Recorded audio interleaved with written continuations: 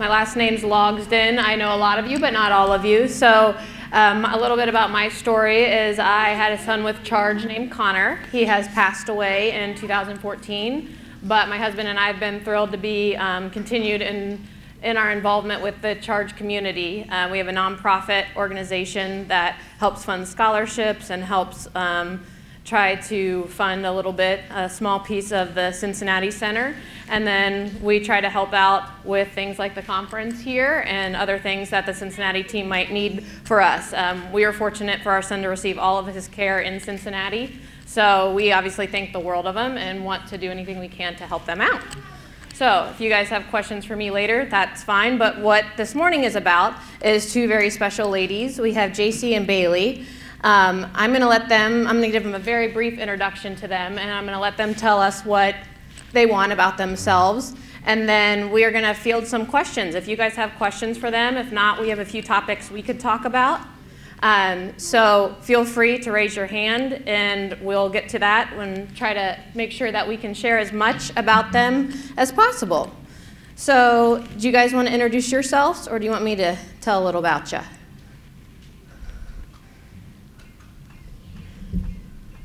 Hi, my name is JC Abasa. I am 20 years old and I'm from Toledo, Ohio. I have Charge syndrome which I was diagnosed when I was 15 years old. I am currently doing a college at Rochester Institute of Technology, and I have passed my driver's test on Tuesday. Congratulations. You got a driver.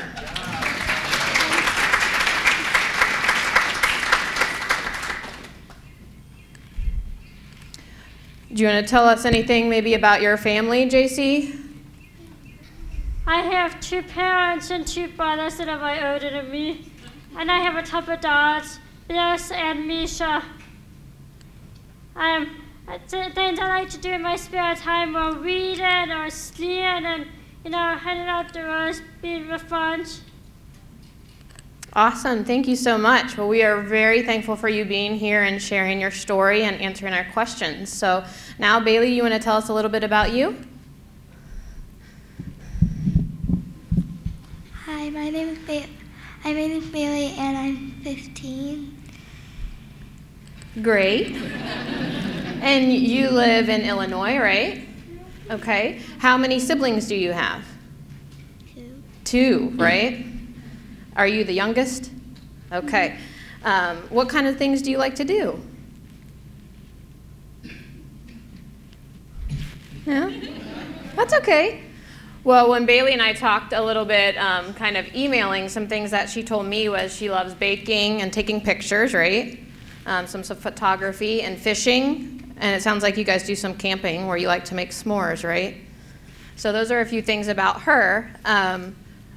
Right now, you're in 8th grade, right? Do I have that right? Okay. So I know that there's some questions that are always out there for people with charge syndrome. Maybe you have young kids with charge and you're looking to ask these ladies a little bit. So if you guys want to start, if you have any questions, if not, I can ask them a little bit more. Does anybody have anything that they would like to hear about from them or any questions? Okay. Can you use that microphone so that we can all hear, please? Thank you. My daughter is 4 with charge syndrome, and she's just starting school. So if you wouldn't mind telling us about your life at school, what kind of classes you enjoyed, and maybe what was difficult for you in school. My favorite classes were history and science, but I have friends in school, and the accommodations I had included in our phone system. Early on, and preferential seating, meaning I sat in the front where I was able to see the best. In high school, later accommodations were a typewriter system, which simply writes down what you simply speak, and you'll see it on the screen. And then I had closed caption videos, there, to be able to help me understand what was going on. So you were in mainstream school, right, JC? Yes, I was mainstreamed. I tried a couple months at Ohio School for the Deaf, but it didn't. But for some reason it didn't work out. So it was actually easier for me to do mainstream. Did you like school? Yes, the school was interesting. I like to learn. I mean, I like learning history, and I like learning science, doing stuff in science class. That was fun, you know. There were some different classes I had in school were making friends, especially after elementary school. But I mean, but even though some of my most successful ways of making friends, especially after elementary school, was, you know, going to different clubs, different activities, you know, even joining out of school clubs at times. So. That's awesome. What are you studying in college? Right now, I'm doing biology in college. I'm hoping to get a degree in biology and maybe even work in the genetics lab. And I kind of want to help people with charge.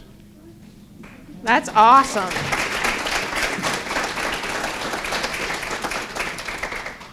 Now, JC, you're pretty mobile, obviously. Have you always been able to get around really well? Like, was navigating in school as far as class to class difficult or anything?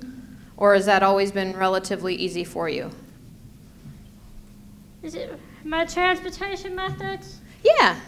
I usually walk to classes, but I always see I'm learning how to ride a bike because the distance is so far away, it's pretty tiring. Some don't use there. There's also shuttles, especially for people with disabilities, but you know that you can use. I mean, you can inquire about there. Okay, great. Bailey, do you feel comfortable telling us a little bit about your school?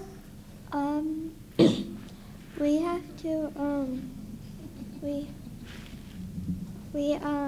I have to have closed captioning. Okay. And like when we do like videos about like certain stuff. He's just gonna scoot that down a little.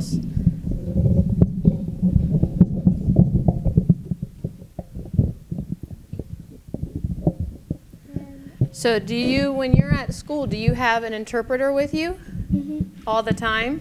Yeah, but if I don't have an interpreter, like if she was like busy or something, yeah, like somewhere else, they would make sure they would also sometimes I would ask them, or sometimes they just knew couldn't understand. They would print out like the notes if I didn't hear it. Okay, great. So if I understood right, you're mainstreamed at school also, right? Have you always been? No, I was there till second grade. I was moved, but I have to go back to kindergarten because I didn't get taught. Yeah, because you went to a deaf-blind program for like preschool, right? In kindergarten and first grade? Yeah, and then in first and second, I didn't get taught. Okay, so you feel like it was better once you were mainstream. You learned a lot more? I learned more and I passed it. Okay. Do you find that it's easy to get around your school as far, do you walk everywhere that you go? Yeah, just in one school though, they had these steps that were like really weird. My interpreter wanted me to use the elevator. Okay, okay. Or make sure I was holding on the railing. Okay. Always. Good thinking. Do you do any kinds of activities or clubs or anything with your school right now? I did choir. Okay. And student council. Awesome. Very cool. Okay. Now, both of you guys come to Cincinnati for some of your care, right? Have you always done that? No. My medical care started out in Cincinnati, Ohio. It was not until I got to Cleveland Clinic that I learned that I had Charge syndrome at the age of 15. But I don't think the people in my area were familiar with it. I did not hear about Cincinnati Children's Charge Clinic until I went to my first conference in Chicago. After that is when I joined up. Currently, I go to Cincinnati Clinic for my sleep doctor, my hearing doctor, and my gynecologist. I also have a doctor that I go to with my thyroid issues, but I also have one today that I go to as well. Okay. Bailey, how about you? I don't think you haven't come to Cincinnati the whole time, but just more recently, right? Yeah, like it was around 2 years ago. It's a pretty far drive, isn't it, for you? Mm-hmm. So do you have some of your doctors at home? Yeah. And some in Cincinnati? I have to have like GI, certain ones that I have to see like more often. Then those ones are at home? Yeah. Okay. So here's a question for the Cincinnati team. What is the best thing about coming to Cincinnati, do you guys think, compared to where you've gotten other care? Can you think of anything? If you can't, it's okay. Or maybe a better question is, are you glad to come to Cincinnati? Do you feel like it's a good part of your care? Cincinnati has been helpful. I like the sleep doctors are very good. I've always had trouble with my sleep for the last few years. And recently they put me on some medicine, melatonin regime that has been helping me to handle my sleep the last couple of months. So that's been improving a lot. As well as my puberty issues have also greatly improved since I've been to Cincinnati. Awesome. How about you, Bailey? Do you feel like it has been helpful coming to Cincinnati? Yeah, also when they weren't doing what they were supposed to for my vision until when we got here into Ohio. They actually did more and they found more information because we kept getting told like different. So it's been pretty helpful with your vision? About my vision. Awesome. Well, that's very important. I'm glad to hear that. Is there anything that you guys can think of that we could work on doing better for you here? That would make it easier for your visits or anything? That's hard, I know. You can think about it for a minute. No rush. I would say that they do a very good job, and I've actually met a doctor there that's actually sign, which is different than back home. I don't know, make it easier for me, one thing I would like is not to have to drive for hours. So if we could move Cincinnati to Toledo, that would work out for you? Can I ask a question about school again? Absolutely. So you're both very involved in a lot of activities, and I'm curious how your friends communicate with you and how you've been able to make friends and be involved. I use both English and American Sign Language. I mean, what I would use would be depending if my friend knows sign language or speech only. I usually make friends, outside of school, going to clubs or different activities, like the Barity Center or the Charge Conference.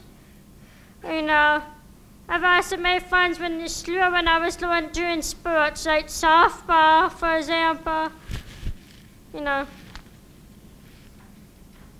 How about you, Bailey? I normally just use speech because no one really knows sign language except one person knows a little because he has a sister that is special needs and she's deaf too, so. Do you guys sign with your families or do you speak mostly? Speak. I'm better sign language with my parents, but so we mostly speak, but we do use some sign at home. Okay. What do you guys, maybe you could share for some of these parents who have younger kids, what has been the most challenging thing for you as you grow up having Charge syndrome? Because they might know as a parent what they think medically, but they don't necessarily know what their kids are thinking or feeling. Do you have anything you could share with them about what's kind of been challenging about it? I would say communicating, talking to people, making friends. Was at Florida. I've always had a hard time with friends at school, and then my accommodations at school sometimes it was hard. Like an interpreter between somebody's. They said we eventually got what I needed, but sometimes it took to high school to be able to interpret between somebody's. So that can be a little hard. Okay. When you go to like your clubs and your sports and stuff, do you guys have interpreters with you, or you're just communicating on your own with your peers and your friends? I normally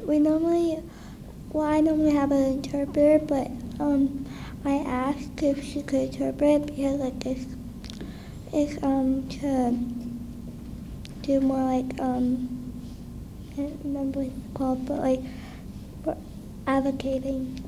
Okay, yeah. Because that's like what I learned, because like that's also kind of like what kind of happens where people they think they know what you said and then they actually did it and they might think you said something else. Right.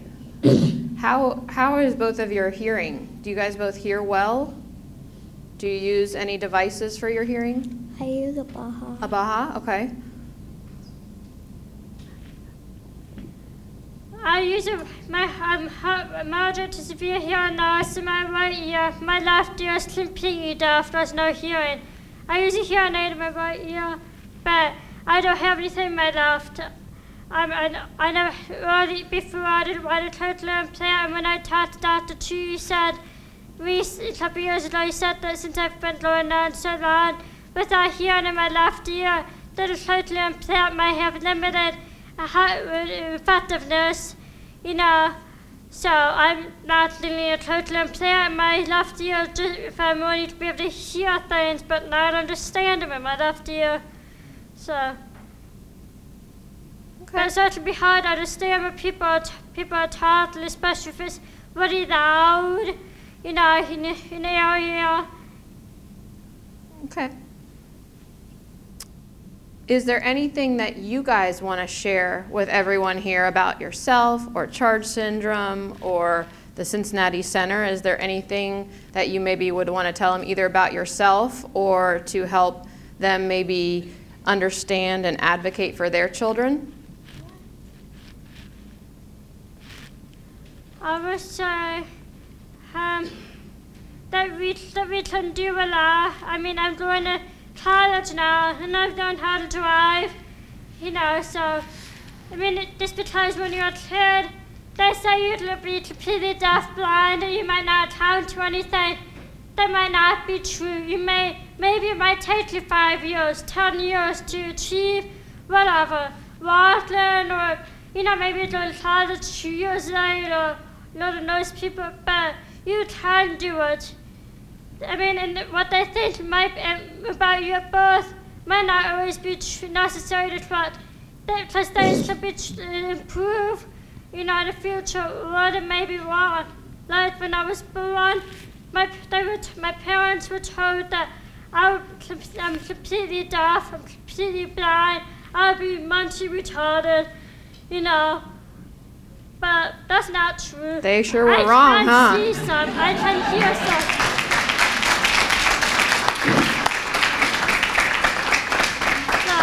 Don't give up. I mean, you can do a lot. I mean, if they get the help that they need, the accommodations that they need, being able to understand, the communication, they can do a lot.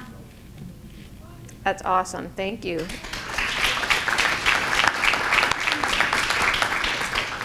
Is there anything that you want to share, Bailey? Like the doctors may say, like you can't, like someone may not be able to walk or anything. And well, I was told I was able to walk, and don't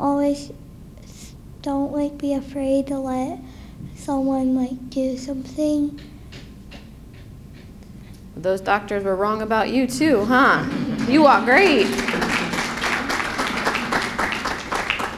Dr. Chu, did you have a question? Yeah, so a few thoughts. One is, first, thank you girls for doing this. That's awesome. I've never enjoyed driving around Toledo, but now I'm petrified. So just let me know when you start driving, and I'll stay away.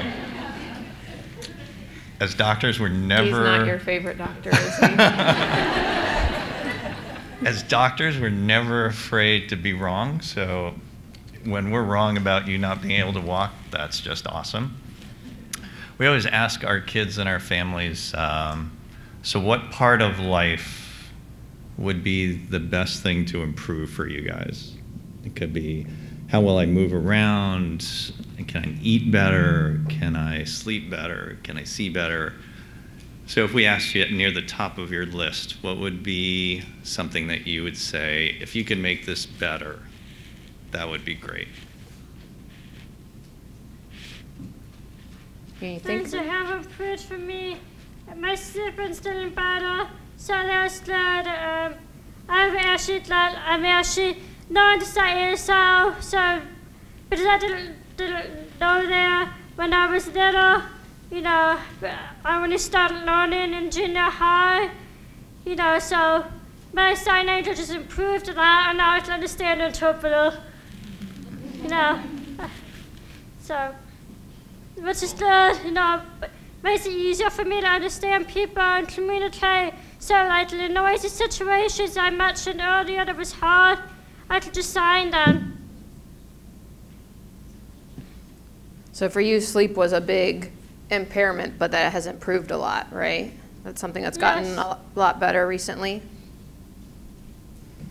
How about you, Bailey? Do you have anything, like Dr. Chu said, what would be the most important thing that you could improve or we could help you improve? What's kind of the top thing?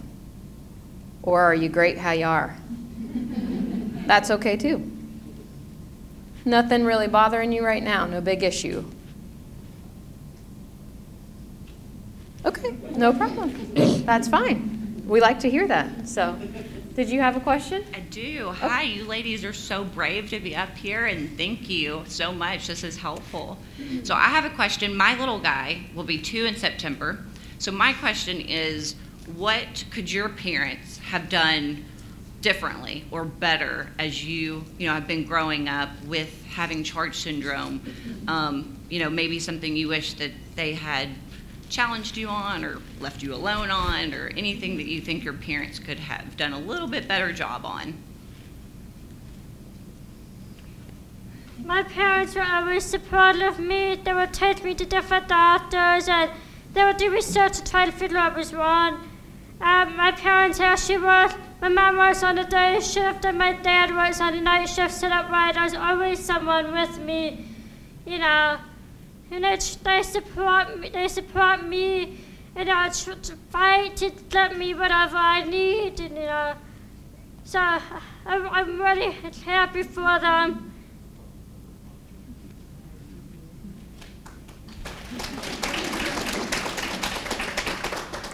Can you think of anything, Bailey, that your parents could do better? It's not to say that they're not doing everything, but maybe now looking back, something that a therapy that you didn't like that they made you go to, or a therapy you wish you could have done a little more.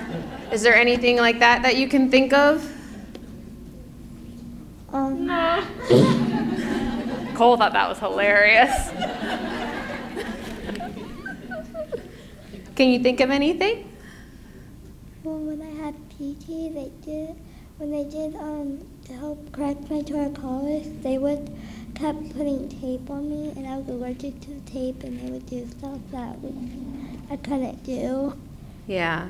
And then they kept doing it, and it made my vision worse. Oh, okay. And we finally had to tell them I wasn't supposed to, and they weren't.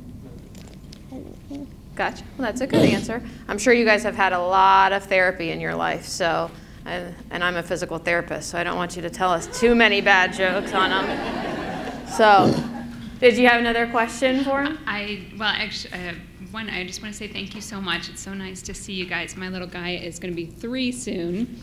So I wanted to know, as you were growing up and you noticed that you might be a little bit different, what were a couple things that your mom and dad said to you to make you feel better? What would I wish that would be different growing up? Yeah, as far as like when you realized that maybe you were different than some of your friends or the kids at school, how did your parents talk to you about that, and what did they say that helped you figure that out and deal with that? If anything that could have been different, maybe my parents could have learned sign but sooner, the interpreter sooner, maybe that would have helped understanding, in school. Made the friends. That's what I think of right now. So you were a lot older when you found out you had Charge syndrome, right? You were 15, yeah. So just 5 years ago.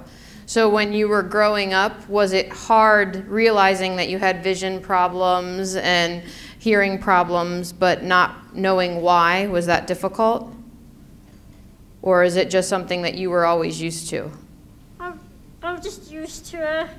I always had it, so it was hard, everybody met people with Charge syndrome before, and there was no one who was there from my school, so I didn't meet people that were like me, Was that hard? Just only communicating, making friends, maybe people didn't understand me, thought I maybe wasn't the one them, and I just didn't understand them, hear them, maybe that area. Well, it looks like you've done a great job. You're strong and you're a very, very resilient lady, I can tell that. How about you, Bailey? Is there anything, like as you look at your siblings and you realize maybe that there are some differences, is there a way that your parents helped explain that for you? Or is there a lot of questions you had about it?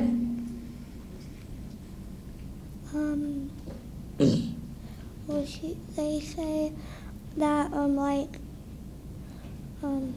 that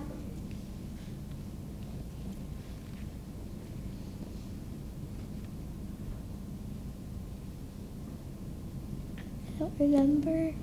Okay, that's fine, no problem. I had a question because it seems like both of you are very independent and have a lot of awesome things about you. And I wondered what your parents did. Did they make you do chores? How did they get you to be who you are? What did they make you do that you're like, oh, I didn't want to have to do laundry, but I guess I will. Or I have to remember to take this pill every day. How do I remember to do that? What are the things that your parents helped you with to become independent?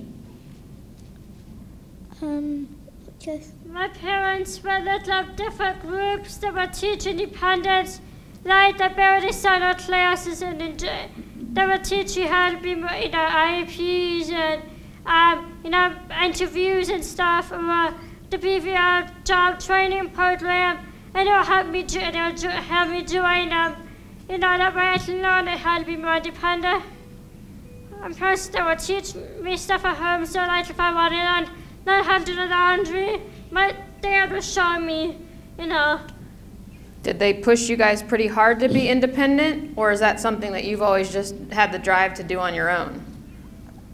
I want to be independent as possible. So it's not, independence is not forced on me. I wanted it, and my parents wanted to.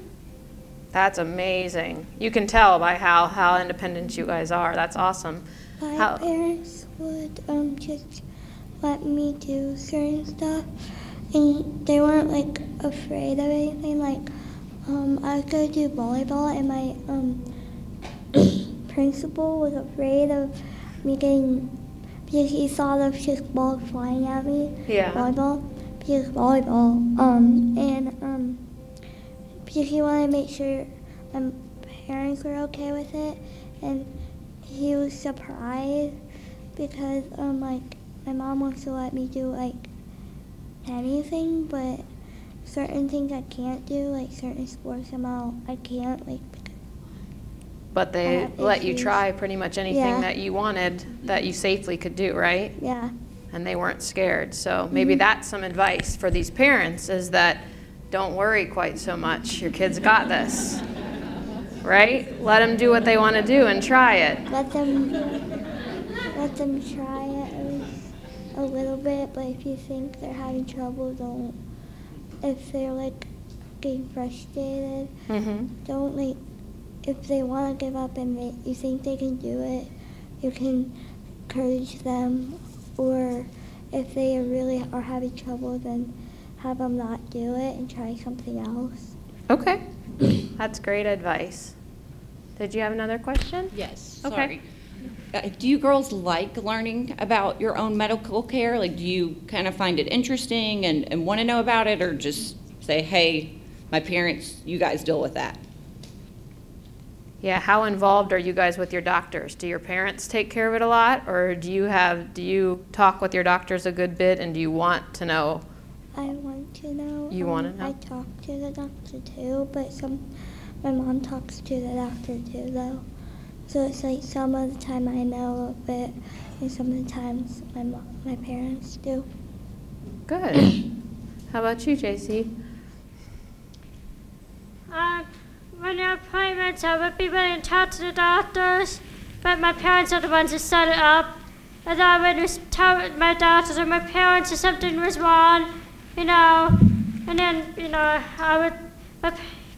I do need to learn how to set up an appointment eventually, but, so yeah, and if I want to learn something like what is Church syndrome, either my mom will explain it to me, or she doesn't know, or maybe she just tell, or maybe she can't at the moment. I maybe look it up myself, and and if I have questions, I'll just ask my parents.